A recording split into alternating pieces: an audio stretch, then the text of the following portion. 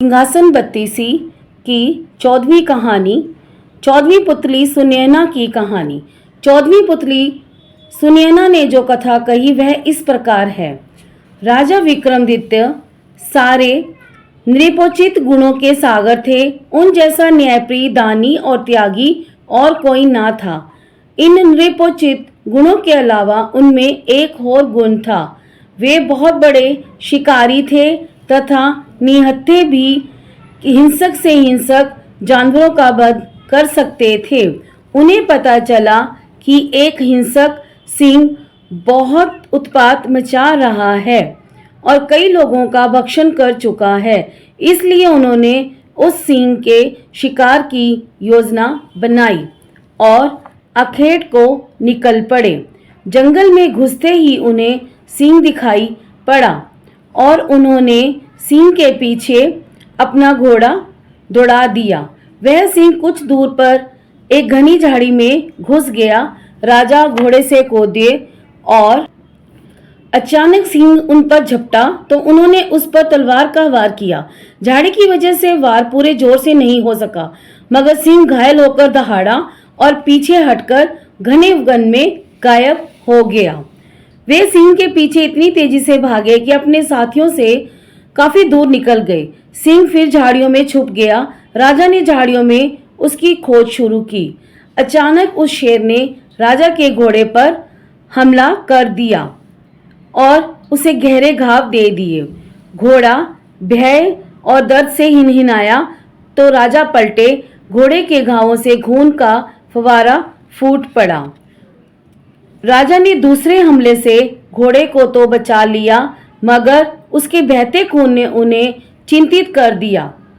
वे सिंह से उसकी रक्षा के लिए उसे किसी सुरक्षित जगह ले जाना चाहते थे, इसलिए उसे लेकर आगे बढ़े। उन्हें उस घने वन में दिशा का बिल्कुल ज्ञान नहीं रहा। एक जगह उन्होंने एक छोटी सी नदी बहती देखी। वे घोड़े को लेकर नदी तक आए ही थे कि घोड़े ने रक्त अधिक बह जाने के कारण दम तोड़ दिया। उसे मरता देख राजा दुख से भरे उठे। संध्या गहरने लगी थी, इसलिए उन्होंने आगे ना बढ़ना ही बुद्धिमानी समझा। वे एक वृक्ष से टिक कर अपनी थकान उतारने लगे। कुछ ही क्षण बाद उनका ध्यान नदी की धारा में हो रहे कोलाहल की ओर गया। उन्होंने देखा दो व्यक्ति एक तैरते हुए शव को दोनों ओर से पकड़े झगड़ रहे हैं। लड़ते लड़ते वे दोनों शव को किनारे लाए।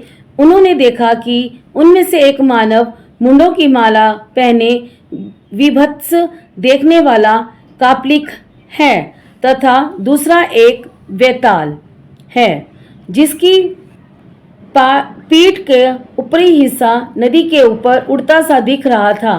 वे दोनों उस शव पर अपना अपना अधिकार जता रहे थे। कापलिक का कहना था कि यह शव उसने तांत्रिक साधना के लिए पकड़ा है और बेताल उस शव को खाकर अपनी भूख मिटाना चाहता था। दोनों में से कोई भी अपना दावा छोड़ने को तैयार नहीं था। विक्रम को सामने पाकर उन्होंने उन पर न्याय का भार सौंपना चाहा तो विक्रम ने अपनी शर्त रखी। पहली यह कि उनका फैसला दोनों को मान्य होगा, दूसरी कि उन्हें वे न्याय के लिए शुल्क अदा करेंगे।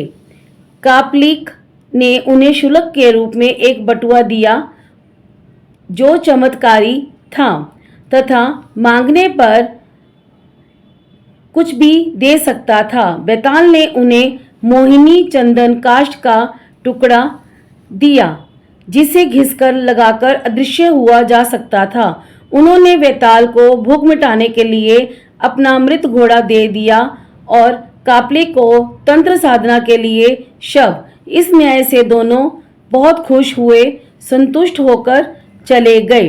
रात घिर आई थी और राजा को जोरों की भूख लगी थी, इसलिए उन्होंने बटुए से भोजन मांगा। तरह तरह के व्यंजन उपस्थित हुए और राजा ने अपनी भूख मिटाई। फिर उन्होंने मोहिनी काष्ठ के टुकड़े को घिसकर उसका चंदन लगा लिया और अदृश्य हो गए। अब उन्हें किसी भी हिंसक वन्य जंतु से खतरा नहीं रहा। अगली सुबह उन्होंने काली द्वारा प्रदत्त दोनों बेतालों का स्मरण किया तथा अपने राज्य की सीमा पर पहुंच गए। उन्हें महल के रास्ते में एक भिखारी मिला जो भूखा था। राजा ने तुरंत कापलिक वाला बटुआ उसे दे दिया ताकि जिंदगी भर उसे भोजन की कमी ना हो। धन्यवाद।